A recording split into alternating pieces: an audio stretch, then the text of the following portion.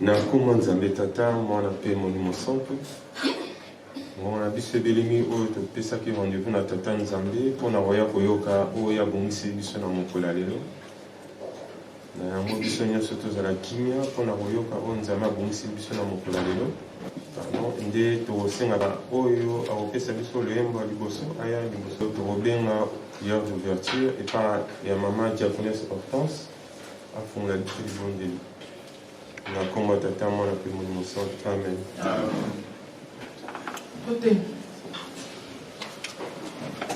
Sila nzambi ukansila muki mwana kyame. Sila nzambi ide. Sila nzambi ukansila muki mwana kyame. Sila nzambi ukansila muki mwana kyame. Tena mese salukya ngunda nzambi. Tusadila salukya nzambi mukeleka. Mukeleka. Mukeleka. Enza ya mpimba mbangitwa furuka. Tusadila salukya nzambi mukeleka. Mukeleka. Mukeleka. Tusadila salukya nzambi mukeleka. Enza ya mpimba mbangitwa furuka. Tukwase ye mwana velela tata nzambi mfumo wetu Yesu Kristo nge tata mwanda velela papa diantete tufutuli matondo mamingi munankebo tukebele mpimpa onzo kutulwakisi mulumbu kyaki kya lumingu kinge wavwanda mutala beto bana mukusamisina idina papa unsila nlembo esila baonzo bena bafulweki nlembo kadi tuvanga nga makondolo funu vantadisi yaku papa twena kakabana ovo tufungili makasi tutekele nima papa kulembisa kutuyilila kumoto na maonsatu utusila nlembo papa twena kakabana papa simukimba mkiangani nzambi ame mama muni makia wanga mutiabana kimpofela kietu maonzo meneto nsatu beno luzei voto takutulomba mukulubambu la ntima kalutuvila kana kumulungu kya unu nzwa nzambi ziukili papa tukuyanzika programu papa tela mene kuna ntuala wena imwana ku papa kutadimbizani bika wa mvuata maka wa papa matuka kwangeye mbanzi bila programu pensuka tuekeva mukoma kuma wonzo tuyekeva mukoma ku fobia wonzo bivukane bana baku tuvila kana ko mondo mbende mbolomba bika tuvangla tusaisa mawonzo tuana nitungolo mfungase ye mwana vela. Amen. Amen. Tata mwana pe molimo santo nde na ntango oyo tokozwaka loyemba David tokozwaka na kati ya psaume chapitre 70 verset 1 à 6 nde soki tozali prêtre ou prêtre etangeli ezali boye. Prière pour la délivrance. Au chef de chantre de David, pour souvenir. Tata mwana pe mon santo. Nkangwa kuwa loloka ubale vokela eyavedo yindula mutandukyano wangolo zanzambiza moneka mutandukya Sodoma egomora banka kabaza ekwe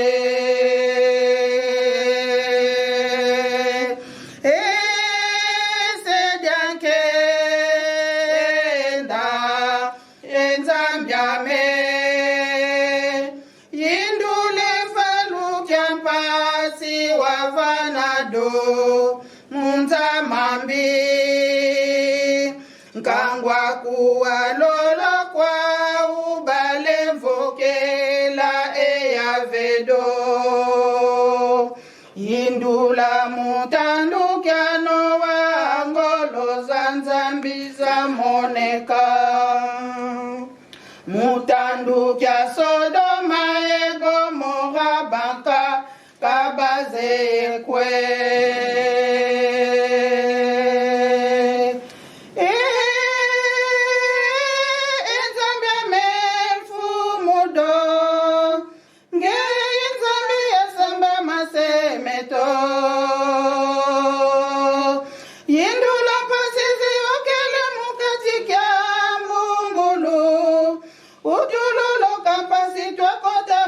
kwenzo eya vedo utuwila mumpasiezi kondolontanini mutandukya ntoto wanjandala kinchona kwa menge yekakaise jame kondolontanini mutandukya ntoto wanjandala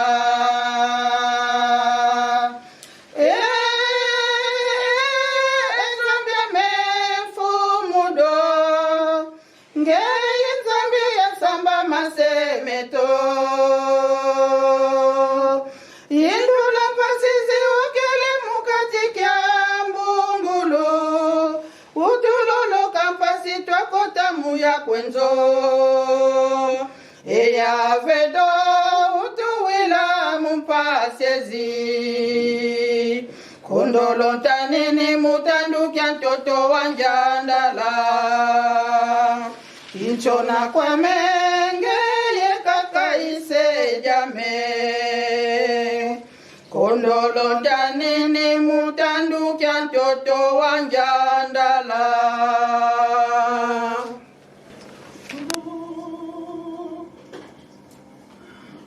oshali nyonso nanga ibangu yonde tambe nakubanga eloko motote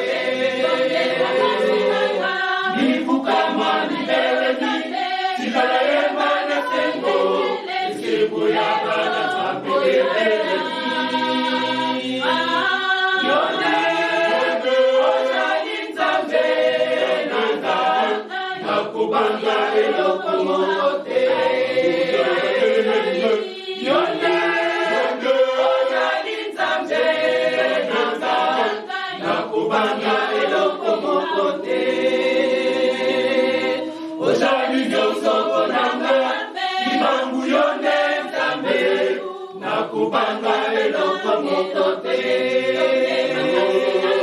mibu kama nigelegi sinaya yemba nesengo esengo ya bana zambi elelegi yonde yali zambe na kubanga eloko motote yonde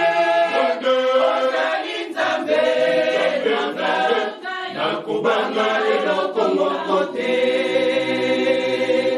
ozali nyonso konanga kimbangu yonde zambe nakubanga eloko mokote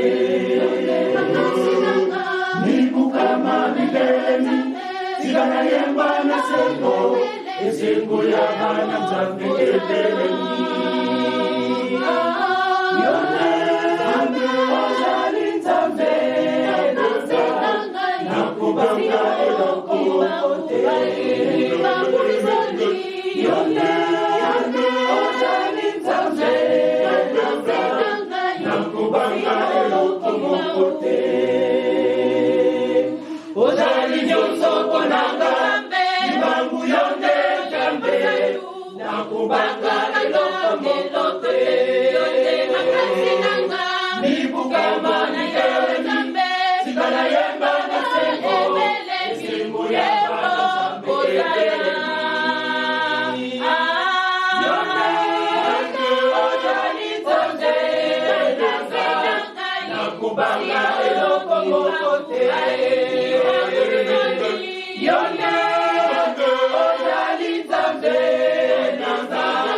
nakubanga eloko te. Mibuka mayani lobani beleli, nzambe kazaye naselelo. Alleluia, kamayani lobani beleli, nzambe kazaye naselelo. Alleluia, kamayani lobani beleli, nzambe kazaye naselelo. Mokili mobimba, mayele masuki, bakomi kozonga, epai na yo nzambe. Mokili mobimba, mayele masuki, bakomi kozonga, epai na yo nzambe.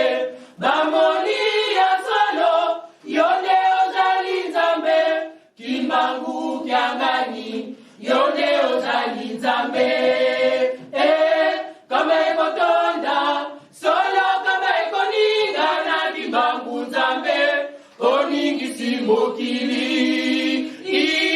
Kama ekotonda, solo kama ekoninga na kimbangu nzambe, oningisi mokili. Ya solo, kama yaninga bali beleli, nzambe kazaye naselelo. Alleluia, kama yaninga bali beleli, nzambe kazaye naselelo. Alleluia, kama yaninga bali beleli, nzambe kazaye naselelo. Alleluia, kama yaninga bali beleli, nzambe kazaye naselelo. Mokili mobimba, mayele masuki, bakomi kozonga, epai na yo nzambe. Mokili mobimba, mayele masuki, bakomi kozonga, epai na yo nzambe. Bamoni ya solo, yonde ozali nzambe, kimbangu kyangani, yonde ozali nzambe. Kama ekotonda, solo kama ekoninga na kimbangu nzambe, oningisi mokili. Kama ekotonda, solo kama ekoninga na kimbangu nzambe, oningisi mokili. Ya solo, kama yaninga bali beleli, nzambe kazaye naselelo. Alleluia, kama yaninga bali beleli, nzambe kazaye naselelo. Alleluia, kama yaninga bali beleli, nzambe kazaye naselelo. Mayele ya Satana, solo esuki, bomengo ya Satana, solo nzambe esuki. Mayele ya Satana, solo esuki, bomengo ya Satana, solo nzambe esuki. Mibuka manayo, eningisi mokili, kimbangu kyangani, yone ozali nzambe. Satana akende na ye nzambe, Satana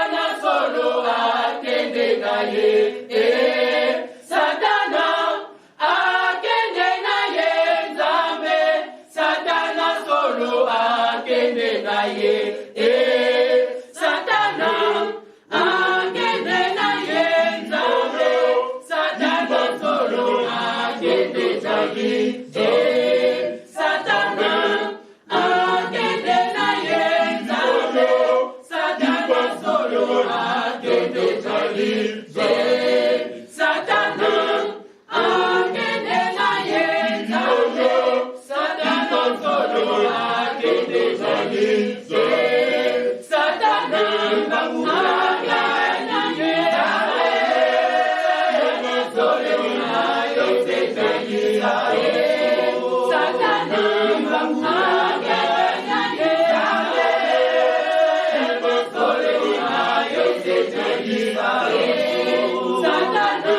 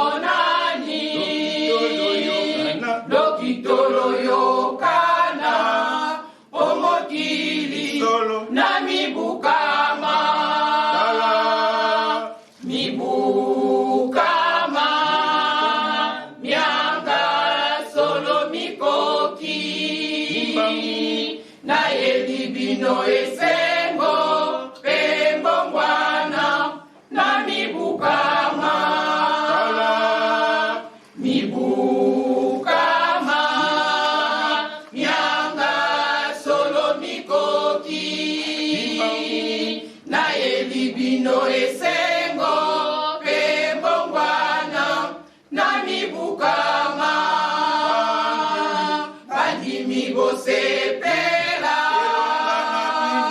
elonga emonani lokitolo yokana omokili nami bukama bandimi bosepela elonga emonani lokitolo yokana omokili nami bukama mibukama mianga solo mikoki na elibino esengo pembo wana nami bukama mibukama mianga solo mikoki na elibino esengo pembo wana nami bukama mibukama mianga solo mikoki na elibino esengo pebongwana nami bukama.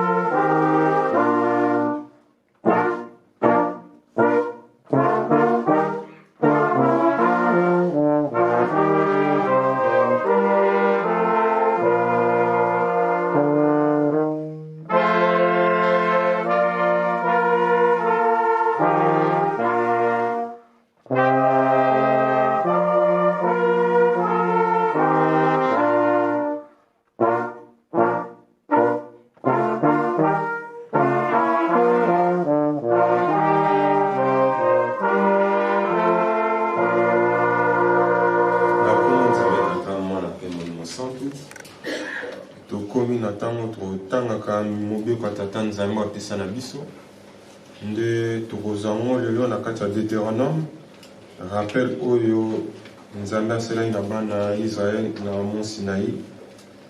Deutéronome chapitre 5 verset 1 à 21. Nde soki tozali prêtre etangeli ezali boye. Moïse convoqua tout Israël et leur dit: Écoute Israël, les lois et les ordonnances que je vous fais entendre aujourd'hui. Apprenez-les et mettez-les soigneusement en pratique. L'Éternel notre Dieu a traité avec nous une alliance à Horeb.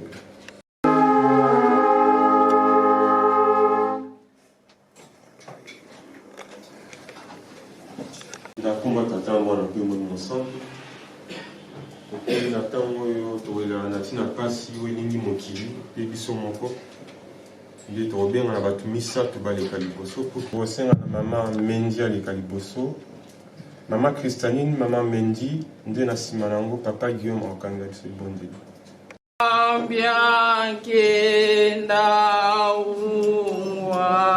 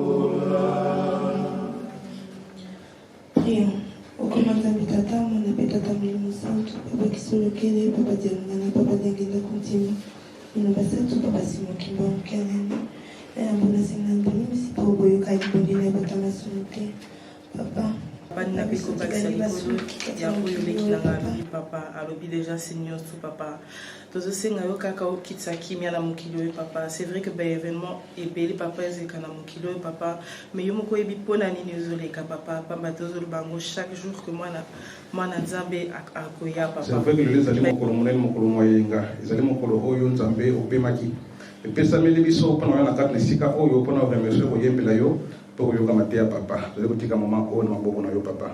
Servoi koya na biso na kati na esika papa, tika ete okokotutaka mitema na biso tuta comprendre eloko ndio na kati na esika oyo papa. Osili koyoka kolela ya bamama nyonso kaka na ntina ya pasi papa, nyonso nakoki kobakisa na momo nazali kotika kaka RDC mboka na papa tena makila ndenge ezali kosopa na butu moi. Tozali kotika mboka mbola na maboko na yo, Kongo Brazza na maboko na yo. Tozali kotika toute l'Afrique toyebi ke yo nzambe na biso ezali na eloko moko o moyini akopesaka te, ezali nde bolingo pamba te bolingo ezali yo nde nzambe. Tina na bolingo otindaki nkolo Yesu, tina na bolingo otindaki molimo santu, tina na bolingo opesaki biso lingomba oyo yongeli kosenga epai na yo papa.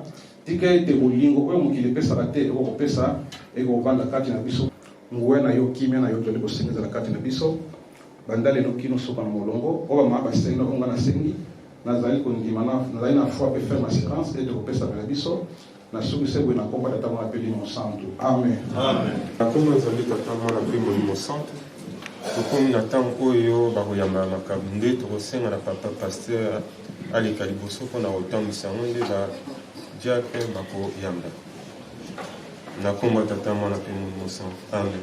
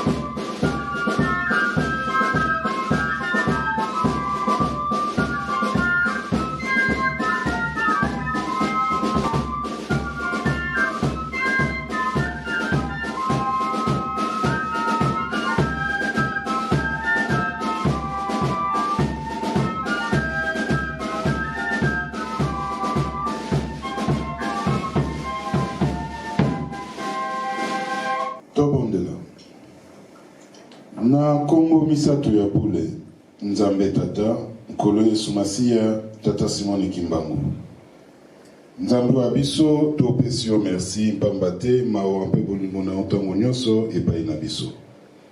Tata Simoni Kimbangu 30 ya boloko baenvoie la misatu ngoyoki mpasi kino na liwa na ntina na biso. Kuna na Yerusalemu ya sika bandeko na biso ba fruitus bazali kokumisa yo tata pamba te depuis jeudi. Tokanisi transfiguration na yo tata nkisolo kede Nzambe kati na bato. Tala lelo biso bana na yo baungu na yo basali na yo tomati na ngomba na yo kasi na ntina kotosa liloba na yo lobete soki boye boyaka maboko mpamba te salisa biso mpo ete mikolo etikali toyaka na tozwa keloko ya kokabela yo mpamba te uta 21 obeta ntolo lobete na kotunga lingomba na ngai à travers bato na ngai basali na yo baye basali mosala yango nde continue kopesa bango nzoto kolongono milimo na bango ezala makasi mpo ete mosala na ekende liboso na Kongo misato na bule Nzambe tata nkolo Yesu Masiya tata molimo mosantu amen, amen.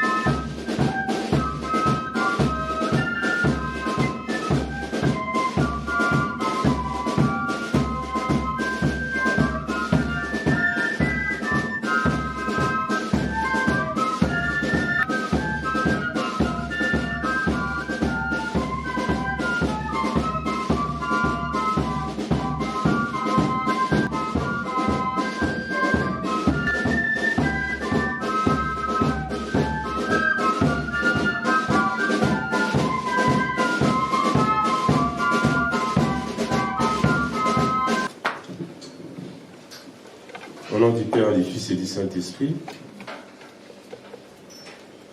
nous arrivons au moment où nous allons lire la lecture que Dieu a programmée en fait que nous puissions écouter aujourd'hui.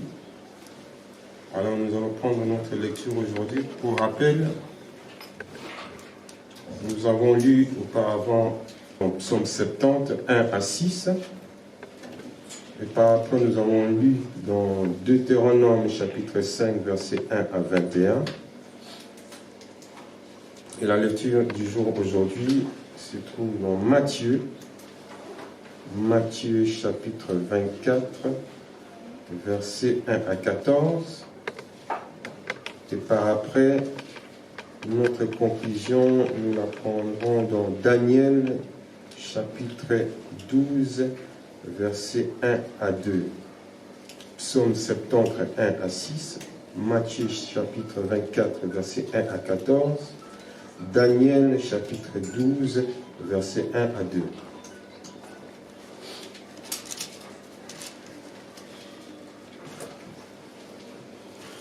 Matthieu chapitre 24, versets 1 à 14.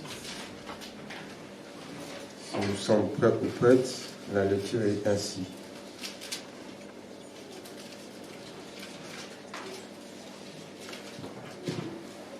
Comme Jésus s'en allait,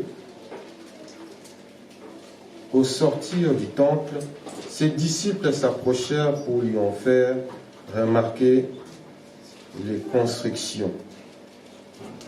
Mais il leur dit, « Voyez-vous tout cela ?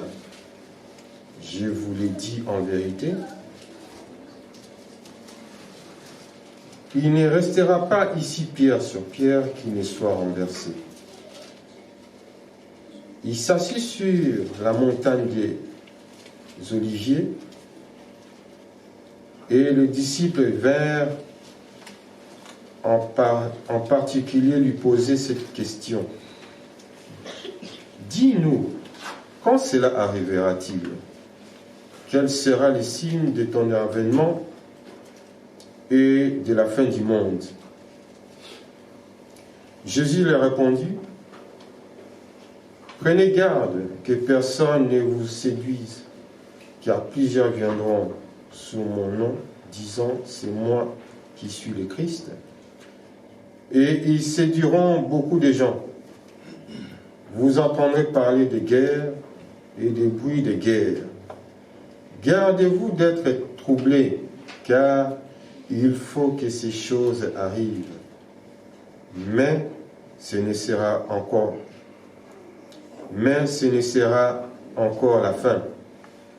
Une nation s'élèvera contre une nation, un royaume contre un royaume. Et il y aura en divers lieux des famines et des tremblements de terre. Tout cela ne sera que le commencement des douleurs. Alors, on vous livrera au tourment, et l'on vous fera mourir, et vous serez haïs de toutes les nations, à cause de mon nom. Alors, aussi, plusieurs succomberont, et ils se trahiront, se haïront les uns les autres. Plusieurs faux prophètes s'élèveront, et ils séduiront beaucoup de gens. Et parce que l'iniquité ne sera accrue, l'amour du plus grand nombre se refroidira. Mais celui qui persévérera jusqu'à la fin sera sauvé.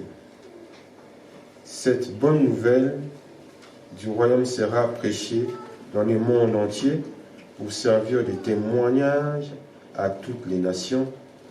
Alors viendra la fin.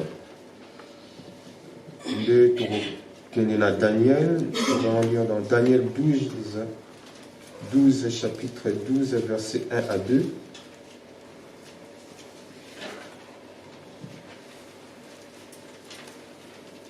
En ces temps-là s'élèvera Michael, le grand chef, le défenseur des enfants de ton peuple. Et ce sera une époque de détresse, telle qu'il n'y en aura point eu de semblable depuis que les nations existent jusqu'à cette époque. En ces temps-là, c'est de ton peuple qui seront trouvés inscrits dans les livres seront sauvés. Plusieurs de ceux qui dorment dans la poussière de la terre se réveilleront. Les uns pour la vie éternelle et les autres pour l'opprobre, pour la honte éternelle. Nakumba tata mwana pe monimo santu. Amen. Tobondo. Nakuma nzambe tata mwana pe nzambe tata monimo santu. Ngonga oyo opesa na biso belemi po ete biso bana na yo tokoka koyoka maloba na yo oyo obongiseli biso na mokolo lelo. Epesami na ngai ete nzambe na biso na kotransmettre maloba na yo. Tika ete ya solo nzambe na biso monoko ezala na ngai kasi maloba oyo nyonso ekouta na kati na monoko na ngai euteka na yo. Lata ngai mwana na yo po ete na kotransmettre maloba na yo ndenge yo nzambe obongisaki. Biso oyo bana oyo tokoyoka maloba na yo nzambe na biso tika ete tokokoyamba yango na kati na mitema na biso. Ebuka mabanga oyo etondi na kati na mitema na biso po ete tokoka kobengama bana na papa Simon Kimbangu ya bolingo mbeko mpe misala na komba tata mwana mpe molimo santu. Amen. Amen. Au nom du Père, du Fils et du Saint-Esprit, une petite introduction. Lorsque nous venons les jours de dimanche, nous ne venons pas pour dormir. Nous ne venons pas pour penser à nos projets. Nous ne venons pas pour toutes sortes de distractions qui viennent dans nos pensées, mais nous venons pour être concentrés et écouter la parole de Dieu. Et ici, lorsque Dieu parle devant nous, il ne vise personne personnellement, mais il vise nous tous ici présents. Alors c'est un moment à laquelle chacun de nous devons être concentrés pour en tirer ne fût-ce que quelque chose qui fera en sorte que nous puissions changer.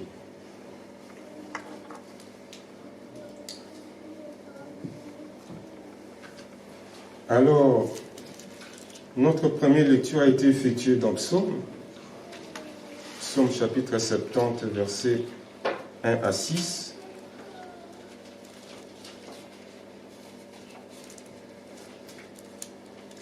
Dans ce psaume,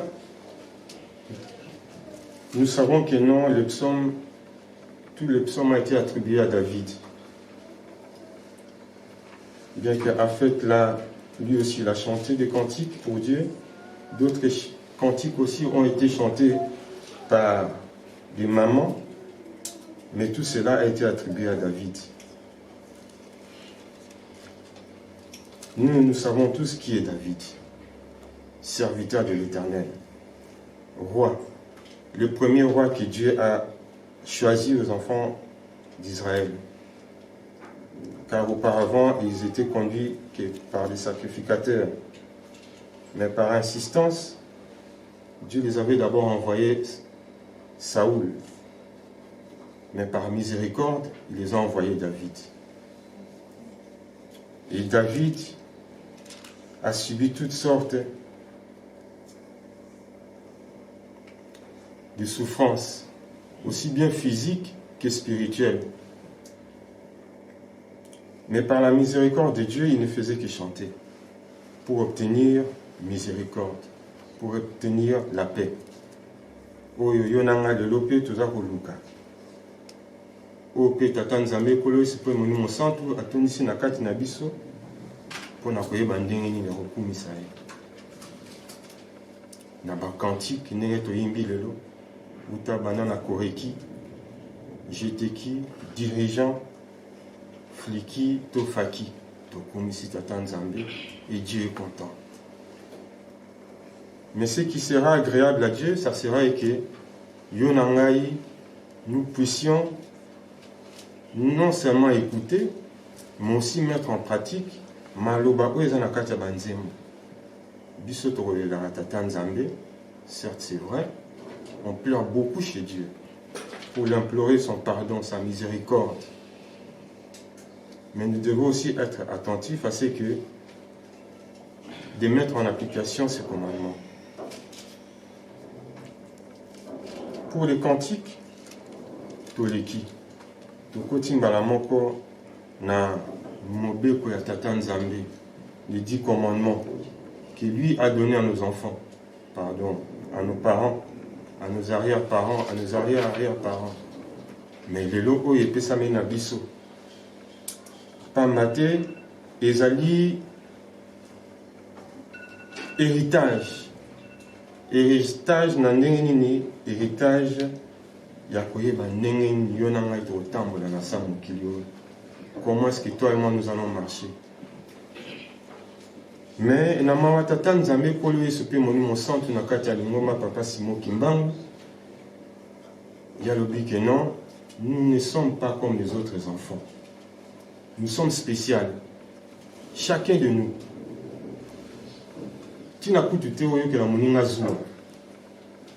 Aussi longtemps que non tu es appelé kimbanguiste, tu es spécial. Tu as quelque chose d'unique que les autres n'ont pas. Alors sans cela, il nous dit, mes enfants, vu que vous êtes spécial, il est nécessaire aussi que non, que vous puissiez avoir des instructions spéciales. Oyo bana mususo bazali di bana bayebi amote. Qui fait que toi et moi, ceux qui sont dehors ne connaissent pas cela. Mais toi et moi, nous sommes spéciaux. Est-ce qu'on donne à n'importe qui quelque chose de sacré? Est-ce qu'on donne à n'importe qui des connaissances qui n'a pas lieu de lui donner? On donne à quelqu'un des connaissances qu'il doit avoir. Et surtout que non, si c'est une personne normale, on pourra comprendre. Mais Dieu, est-ce que Dieu donne à n'importe qui une connaissance sans cause à la spéciale? Il y a une chose spéciale, il y a un peu éthique kimbangiste, code moral kimbangiste. Pour nous, moi, je suis spécial, je suis mingi.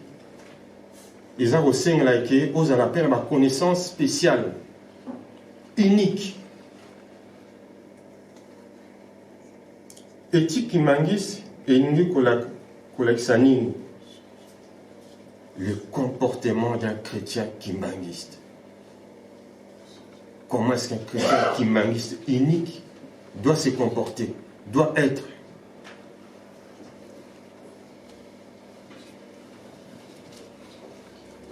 Mondimi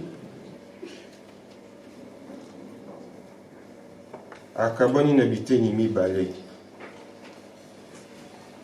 Mondimi asi esengile ayeba maye ekoki kosala pe maye akoki kosala te. Mondimi esengi ayeba mibeko zomi ya tata Nzambe.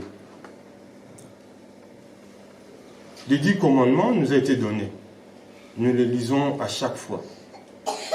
Mais nulle part, dans aucune église, ils ont l'éthique kimbangiste. Ils ont les codes moraux kimbangiste.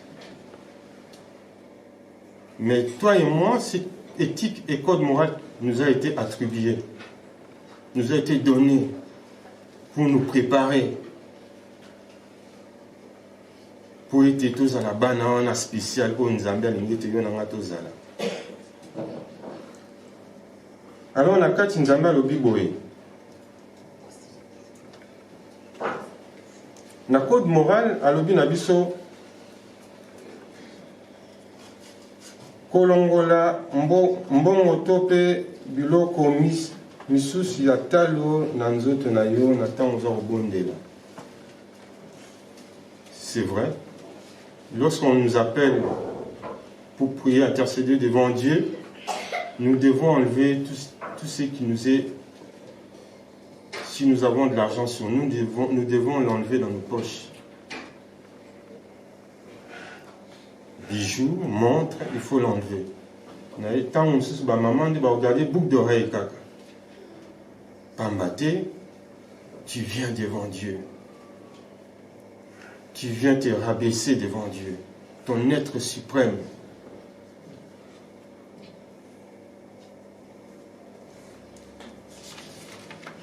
Na yango alobi mondimi tango akutani na muninga na mondimi esengeli ta kopesa mbote. C'est gratuit.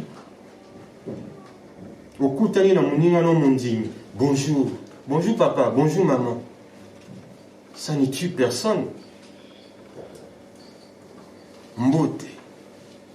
Mais yo nanga mbote tam susu woma na kilo. Yoza na kilo ndeni. Pambate kanisa kaka. Nzambe apesho mobeko oyo. Mbote. Eloko amuke. Mais il y a un kilo. Est-ce que ça a un sens? Est-ce que cela a un sens? Mbote à parler. Mondimi a son raté, a bunda raté, a finga raté. A bunda raté, a finga raté. Alors il y a un peu on ne peut pas se permettre cela. Étant des enfants spéciaux, nous ne pouvons pas. Mondimi azali moto ya banyongote ceux qui yango ezali esengeli ko futa. Oui, okozwa nyongo, mais ça a de sorte que non, au futa nyongo wana comme ça on a libéré. Et quelque part ça t'apporte aussi la paix. Tant on me dit ah nasisi nyongo na je suis en paix. Esengeli na mondimi kokitisa elongi na ye na ntango aza kosolola na Nzambe Tata Molimo Santu. Yo na ngai tokoeffectuera ba voyage na nkama Nouvelle Jérusalem oza kosolola na Nzambe kosolola ne lokola camarade na yo te. Car Dieu n'a pas d'amis, n'a pas de camarades. Il est l'être suprême.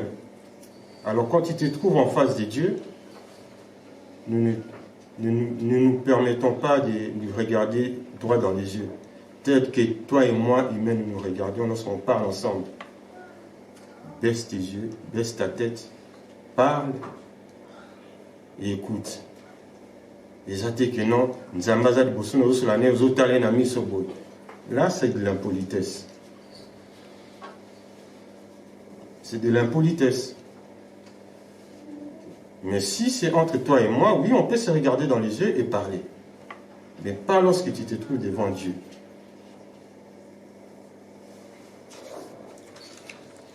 Kasi nakati éthique qui mangis, code moral qui mangis, eza na ba mobeko epesami spécialement na ba maman.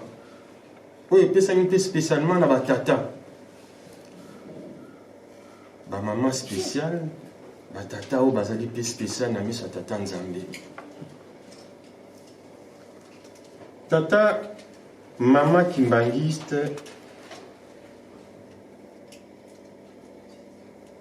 maman kimbangiste, maman pe bilenge basi esengeli balata kitambala na mutu na bango. Kitambala ezaka ate o keno ye dimanche. Pour na relakisa na bato mokili ete non oui nalataka kitambala olati. Le kitambala doit se mettre, le foulard doit se mettre tout le temps, partout. Mais certes, aujourd'hui, dans l'école Tamususu Bana Baopekisa Bana Kitambala, oui. Mais lorsque tu sors de l'école, tu peux la mettre. Hein? Ou même lorsque tu vas à l'école, tu peux la mettre aussi. Arrivé devant l'école, vu que les allés il y a l'état, tu enlèves. Mais lorsque tu sors après, tu la remets. Là, tu as au Yenzela, au Kotibis, au Zonginda. Maman qui mangisse à Koki, Kolata, Lokola, Mopagan, Te. Mopagan, Azania, Lata, Angeni, Mopagan. Tout le monde, Mopagan, Alataka, Tam Susu, Yonan, Ngai, tous allés concernés, en fait. Ba maman. Robe, to, jip, ya Mokuse. To yakupasuka, cerco, collant, pantalon, culotte, training, chemise homme, mèche, vernis,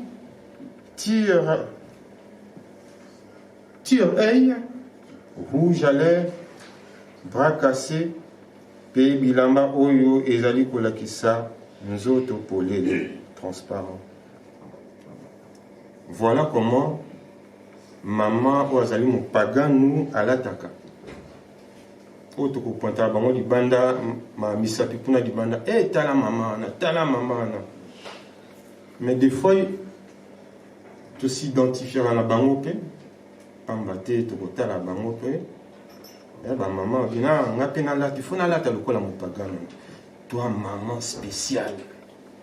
Oyo Nzambe atio elembo ete non ozala na ngai osala na ngai ozala pembeni na ngai oyoka mobeko na ngai osalela ngai maman spéciale aponi ete atambola lokola mopagane.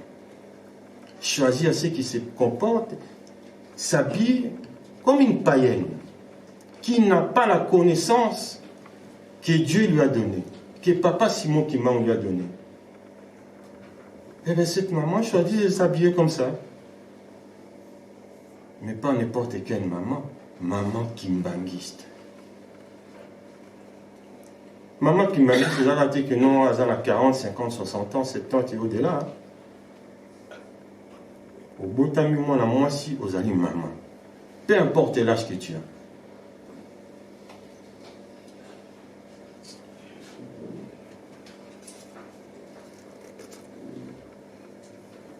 Ne toquez pas ma maman, ma tata, ma colo lolendo. Parce que l'orgueil vient de nous. Vous nous copiez mal, les mamans. Pas maté ma colo lolendo, zali biso. Ma tata. Homme supérieur à la femme. Nenge tokolo baka. Mais lolendo ane sengete sila na kati na biso batata. Pambate sengeli kotosa pour respecter moi si. Le lin de foot a raté. Comme Dieu le dit, si tu prends trop d'ailes, des ailes, je te rabaisserai.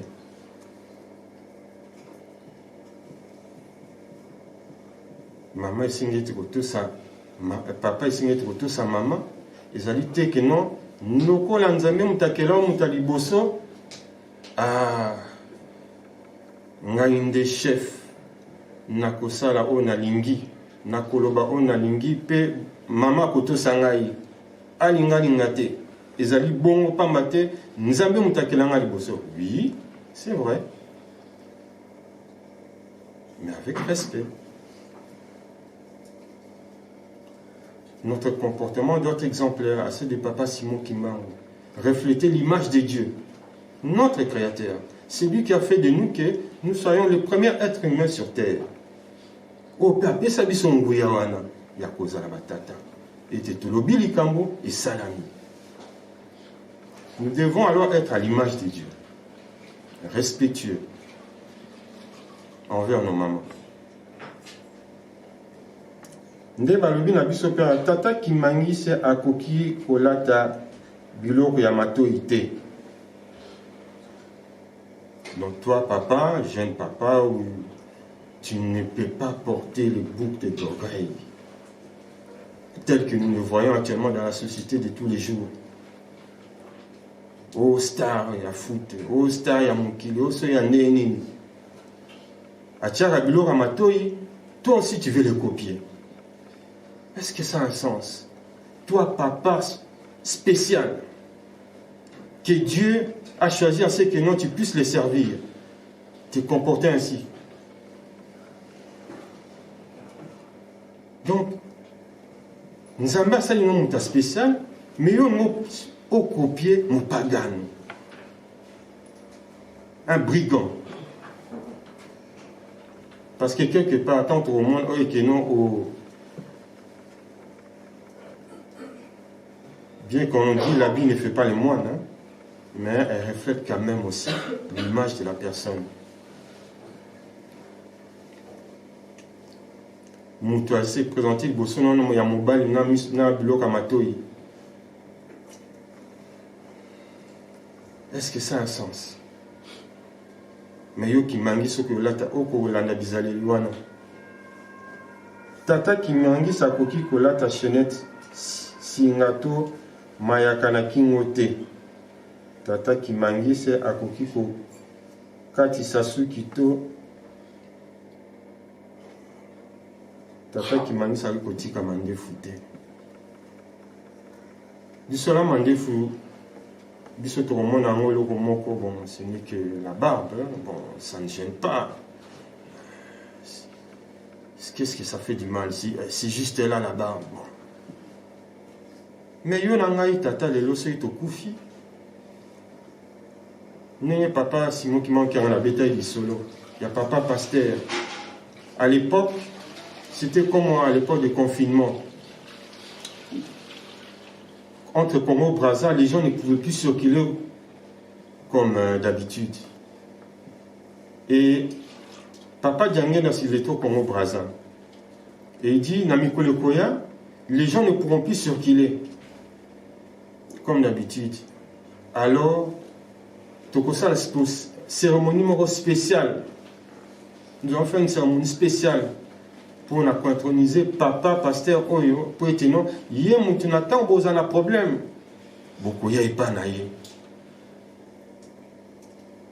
beaucoup ndenge bosala repa na ngai boya kolele repa na ngai ndenge pe bokolele repa na ye nzambe akosalisa. Alors lorsque papa Djengen a intronisé cette cérémonie, on a appelé ce papa pasteur qui est venu, entouré par d'autres pasteurs qui étaient là. Et lorsque la prière se faisait pour introniser ce papa, en fait, qui soit comment on l'appelle en français,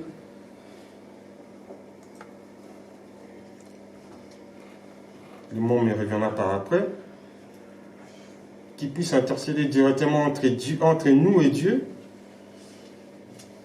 pigeon aïe likolo. Il y a papa pasteur, voilà. Ti cérémonie sili.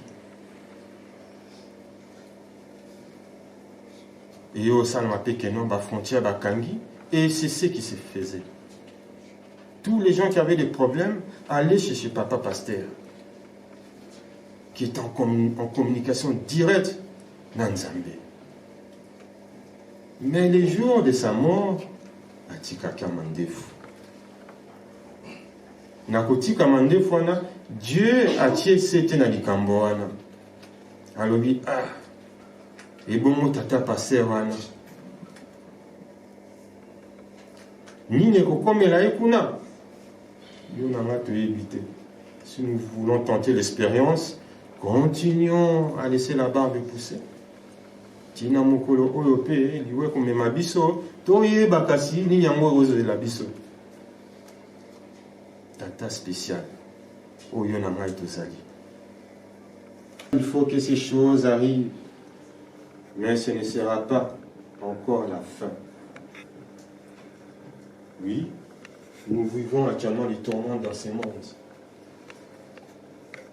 Oui, la guerre des alliés. Banape le lot des aratés ou le lot de l'homme en Ukraine. Guerre. Non, la guerre existe depuis longtemps. Yémen, guerre des alliés. Depuis des années. La Congo, plus de 20 ans de guerre. Oui, on utilise ça pour le bélater. Oh, bakangi miso. Les gens qui ont été là, ils ont sur la télévision. Oh, botter la guerre. Non, c'est de l'escroquerie. La guerre existe depuis longtemps, dans plusieurs pays. Les gens qui ont été sur le miso. Les lots, on a Est à Congo, plus de 20 ans, les lots. Bazar Koufa. Bitumane na ndenge pour na ko déstabiliser ndaku ya tata Nzambe pour les souper mon innocent pour na ko luka kanda ya tata Nzambe aziki saba mon kilio nyoso na bato malamu so nous supposons ani ka bato malamu ba profiter na ilaka on Nzambe za kubiza ah non c'est que non, c'est ça.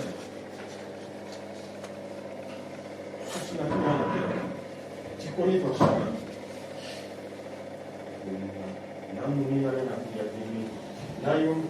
Na innocent. Beaucoup de gens comme ça, va monter bazar.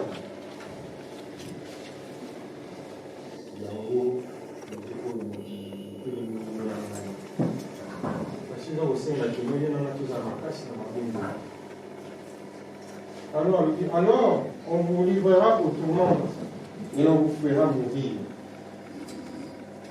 Les locaux, nous allons pour la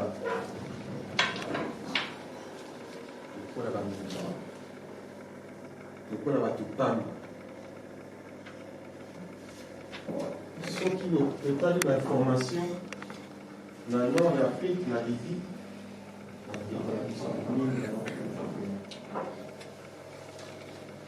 et le plus triste, c'est que toi et moi, nous sommes complices. Nous avons peut-être à la vie sur tout le monde.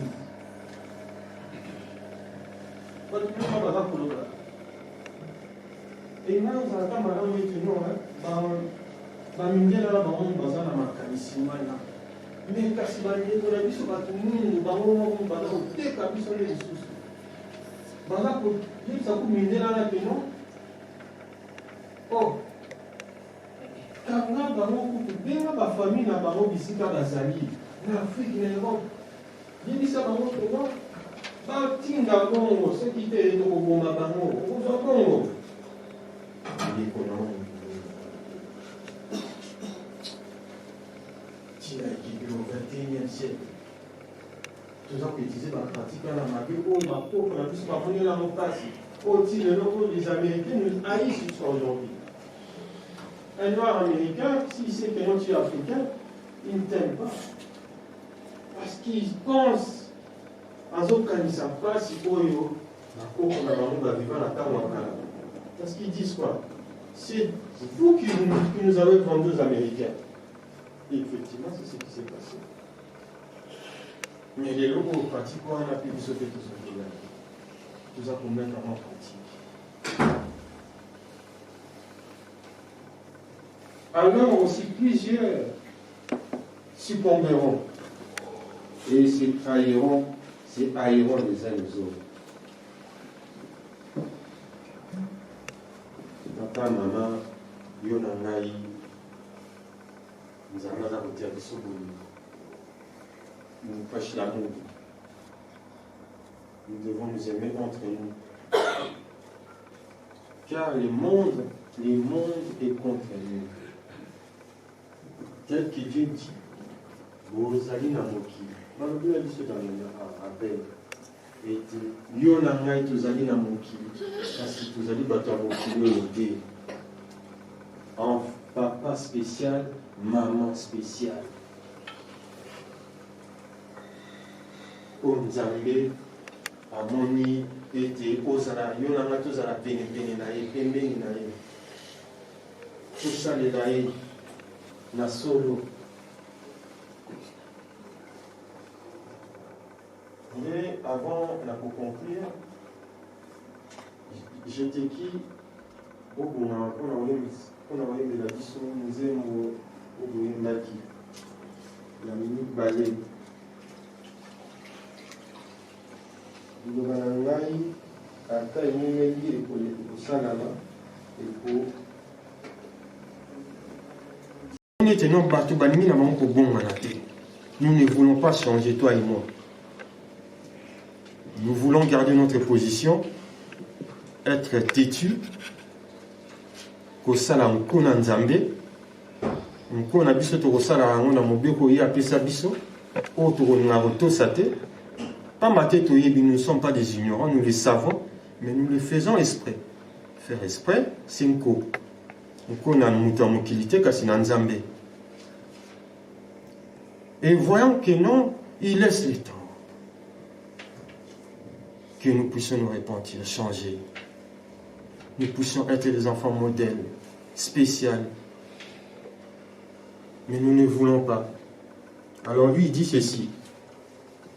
Tel qu'il a donné la vision à Daniel. En ces temps-là, s'élèvera Michael, des grands chefs des défenseurs des enfants de ton peuple. Et ce sera une époque de détresse, tel qu'il n'y en aura point eu de semblable depuis que les nations existent jusqu'à cette époque. En ces temps-là, c'est de ton peuple qui seront trouvés inscrits dans le livre seront sauvés. Plusieurs de ceux qui dorment dans la poussière de la terre se réveilleront. Les uns pour la vie éternelle et les autres pour l'opprobre, pour la honte éternelle. Vision à Daniel, yango papa, tata nzambe kolo iso pe tata moi mosanto za kosala biso rappel tango nyonso la iso eza koya. Bana na ngai bobongo wana la iso eza koya butu moi. Mais lokola tolingi koyoka te, to se préparer à koyamba la iso oyo eza koya. Mais nzambe kaka toujours na mawana pe na boningo na miséricordie na ye. ayo kotinela biso so nzembo ya jiteki oyo bayembaki awa nde tokosengana bango bapesa biso kantike wana mpona koyoka mawa lisusu atata nzambe oyo apesi na atindeli biso lisusu malgré que non programme na ezali kaka ntuku programme na ezali tomata tokita programme na ezali ya laiswa mais miséricorde ya nzambe ezali kaka na kati na biso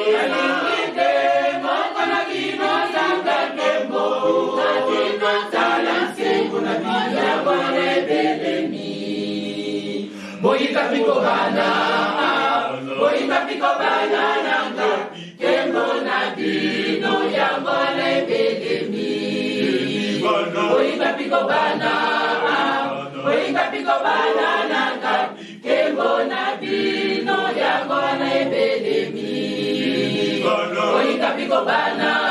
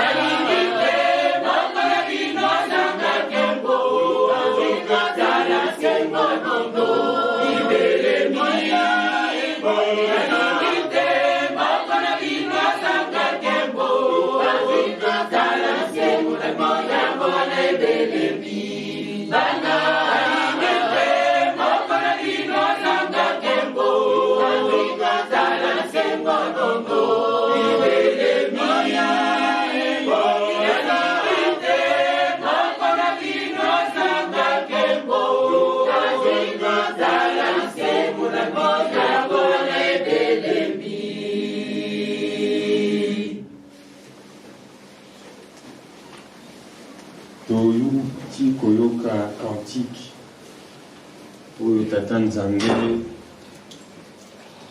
atindeli biso na mokolo ya lelo. Na cantique oyo tokangi nini? Nalingi te moko na bino azanga nkembo, bisengo na bino ebelemi. Alors, est-ce que toi et moi, papa, maman spécial, qui a la connaissance, le savoir, l'intelligence, oh Nzambe apesi na yo na ngai, tozanga nkembo yango? Quel buzoba, si c'est le cas. Quelle stupidité, si c'est le cas. Tika ete oyo Nzambe apesi biso na mokolo ya lelo,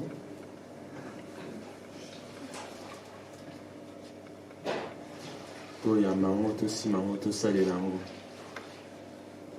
Solo batata bamama, le 17 mars ezalaki date ya kufa ya papa Kisolokele. Je pense qu'il est quand même nécessaire et important de savoir qui est papa Kisolokele, bien que nous biso nyonso nde tozali awa toyebi azali nani. Mwana liboso ya tata Simon Kimbangu, né en 1914, mpona yo na ngai, mpona koya kobimisa biso na pasi etuma oyo ezalaki na mokili. Ye azali ntango nyonso na tata na ye, penepene na tata na ye koyeba ndenge nini akotambola, ndenge nini tata aza kosala. Na yango bisika nyonso, partout où allait papa Simon Kimbangu, papa Kisolokele était avec lui. Et jusqu'à ce qu'un jour, la nuit, il est allé là où on entend souvent Kimia, là, tout près d'un Kamba, où tous les sorciers se réunissaient. Il est allé les arrêter. Donc le matin, ils étaient bloqués tels qu'ils s'étaient transformés la nuit. Et les gens du village sont venus les trouver de la même manière. Si d'autres étaient en forme humaine, la tête d'un lion, d'un serpent, ils sont venus trouver leur papa, maman, frère, sœur, bloqués ainsi. Et c'est ainsi que non, au jugement aussi de papa Simon Kimbangu à Mazangourou, il a témoigné qu'il a vu son papa Simon Kimbangu guérir le malade, ressusciter le mort. Jusqu'à ce que non, le juge de Rossi était déçu de cette réponse qu'il donnait. Il a ordonné à ce qu'on puisse le frapper. Mais le militaire en question, il a refusé, tel que nous avons vu dans les théâtres. Et par la suite, à l'âge de 7 ans, on l'a arraché de sa maman.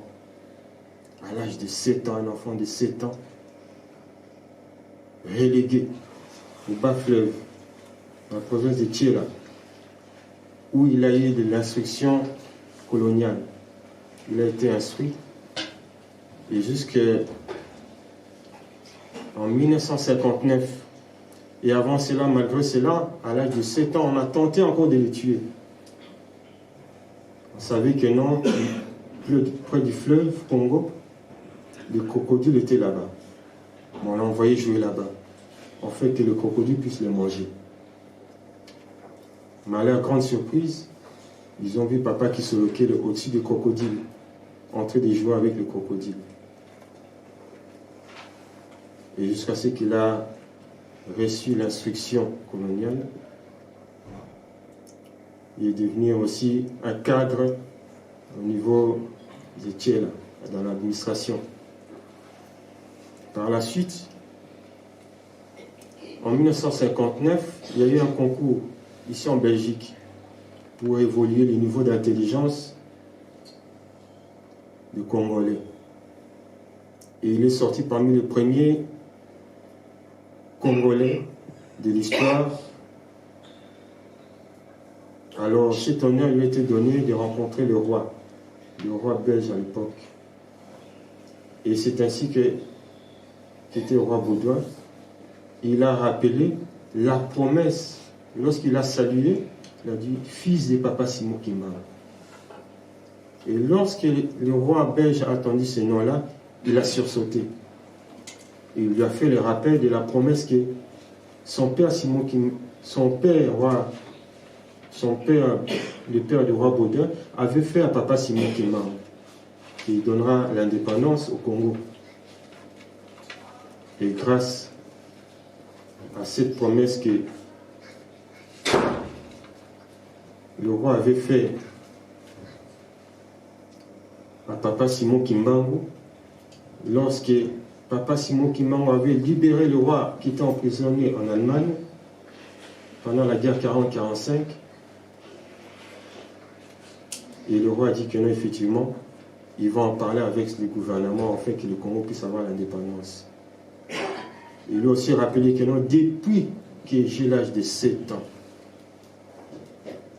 je n'ai jamais quitté la province de Tchéla. Je suis toujours emprisonné là-bas. Et il a dit aussi que non, il a donné la promesse qu'il va le libérer, afin qu'il puisse être un homme libre.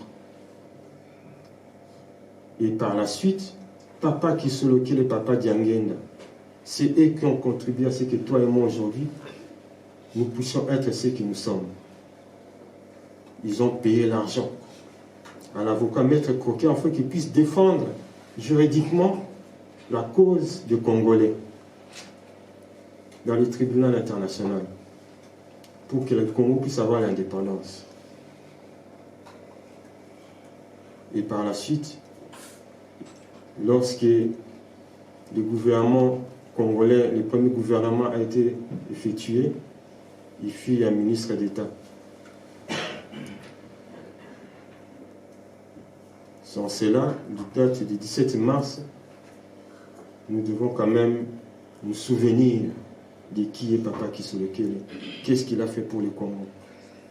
Beaucoup de choses que nous ne pouvons pas oublier, et surtout, héritage monene oyo atikeli biso lingomba na ye oyo ndenge basikotangi nzambe apesi biso na kati ya psaume exode bana ne spécial oyo na ngai aponi po ete tokokotambwisa lingomba na ye tokosalela ye na bolingo mbeko mpe misala po ete ndenge alobi na nzembo ete nalingi te ke moko na bino azala nkembo pamba te bilaka ebeleli tika ete nzambe apesi biso na mokolo lelo toyamba yango na kati na mitema na biso tosimba yango tosalela yango po ete na mokolo suka tokozolela yango lifuti na komba tata mwana mpe molimo santu amen totelema tobondela. Notre Père qui est aux cieux, que ton nom soit sanctifié, que ton règne vienne, que ta volonté soit faite sur la terre comme au ciel. Donne-nous aujourd'hui notre pain quotidien. Pardonne-nous nos offenses, comme nous pardonnons aussi à ceux qui nous ont offensés. Ne nous soumets pas à la tentation, délivre-nous du malin, car c'est à toi qu'appartient le règne, la puissance et la gloire. Au nom du Père, du Fils et du Saint-Esprit. Amen. Amen.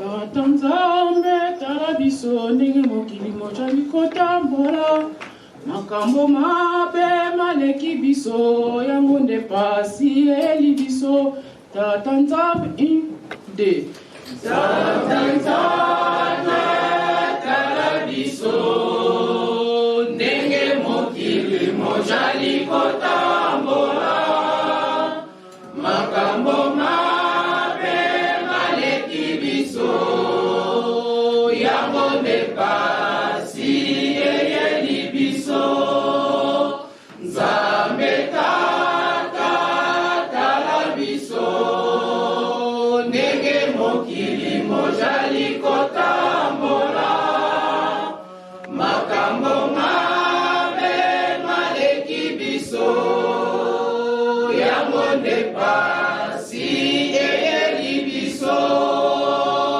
kokufa maladi nzala pe bituma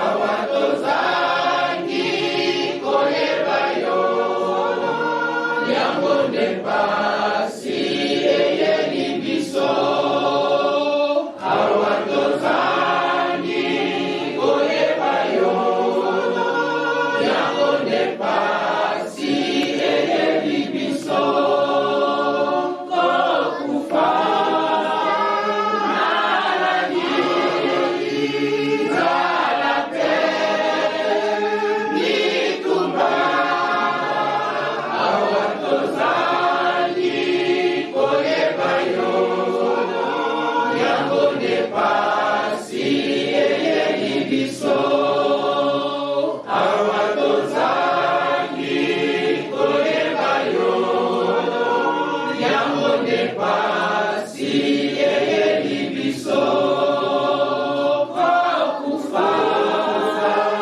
maladi nzala pe bitumba awa tozangi koyeba yo yango nde pasi eyeli biso awa tozangi koyeba yo yango nde pasi eyeli biso.